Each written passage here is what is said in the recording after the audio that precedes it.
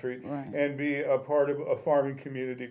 So from the local Cattlemen's Association, the Farm Bureau, all of the organizations that are part of San Luis Obispo County agricultural community, they all support what we do. Great. And they're very excited about seeing us be successful. I just received an email from one of the Board of Supervisors and stating that he is personally going to be donating funds for our grant funding, and he's very excited about our potential to reach the level of success. Now, again, getting back to a little bit about the stewardship of preservation of our sacred sites in San Luis Obispo County. I have a background in a legal office, legal administrator of over 7 years, so I have a tremendous legal background. And I've also worked in the computer industry as an executive, so it gives me a lot of professional background in dealing with the local development and governmental entities, and I think that's one of the keys in our community that needs to be nurtured is reducing the gap between perspectives, between the Native American perspective and between the governmental development perspective. And once that happens, we can start becoming human beings with each other, more like neighbors and more like friends. And so instead of standing on the legal aspects, the law aspects of CEQA 106, on all the different public resource codes, we can start acting as how neighbors would act because we become friends. I'm sure that, I'm going to assume that there hasn't always been a supportive relationship between the Chumash Council and the bureaucracy or the county board of supervisors and all of that. So what has been some of the tools? How did you move forward and get to a place to where you are now? Which I'm very excited that we're going to talk about this in the next few minutes. But how did you get to a place where you do have a supportive relationship with the with the Board of Supervisors, with the county, with the City Council?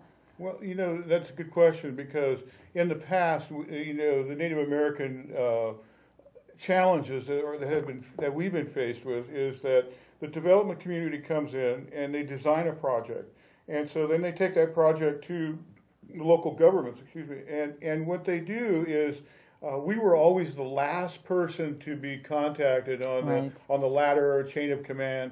And so when a project would get to the Native American community, there would be a lot of money already spent on that project. So when they would come to us and say, well, what do you think about the project? Well, obviously we would want some changes, and those changes would be much more difficult for them to absorb because of the amount of money that had already been spent. Now, the thing that's changed that is Senate Bill 18, which was passed and signed by Arnold Schwarzenegger on March 5th, 2005. And what that did, it allowed the Native American community to have a voice in land use issues, the general plan amendments. And that's really the guiding tool for all land use issues in every county in the state of California is the general plan amendment.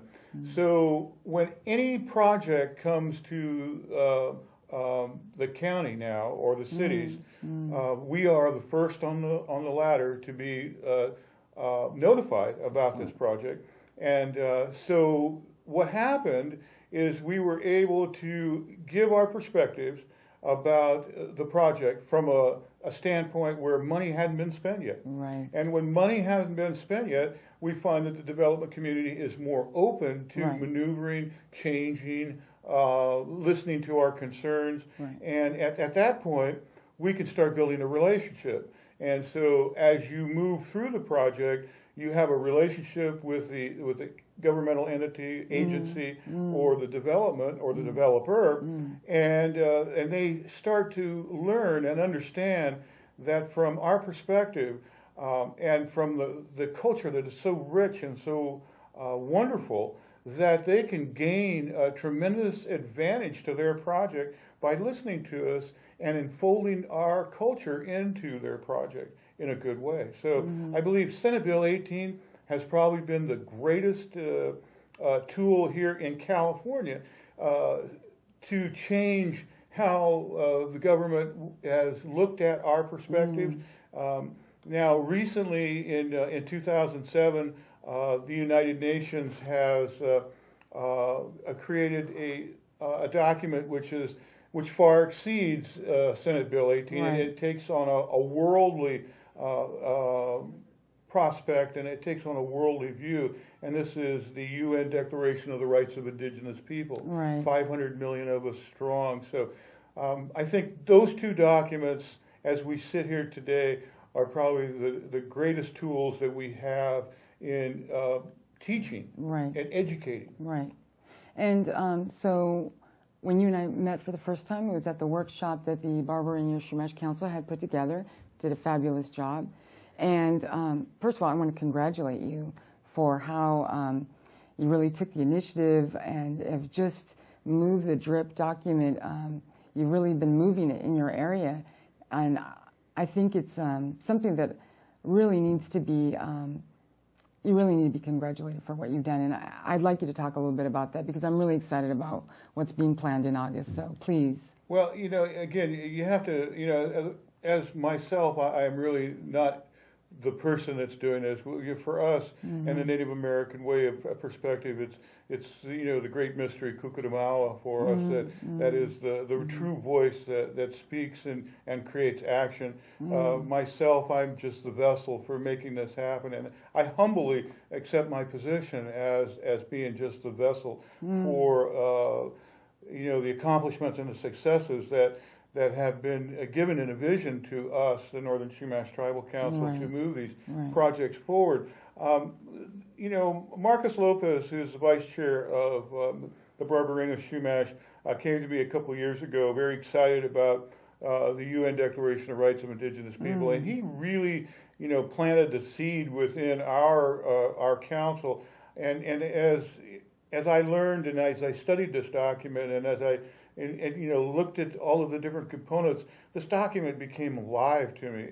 I mean, it was over 20 years in the making at the UN for us to get to the position we're in. So I have to thank Marcus for planting the seed and giving us the tool that has become a very, very powerful tool for us. And so what we do with the UN Declaration of Rights of Indigenous People is that we use this document for self-determination. And what self-determination means today is that, no scientific community, no intellectual higher education community will determine or speak our story. It's a worldwide document that specifically gives us the minimal standards for being a race of people. Right. And this is incredibly powerful and incredibly inspirational, and brings tremendous integrity to the indigenous people worldwide. Right.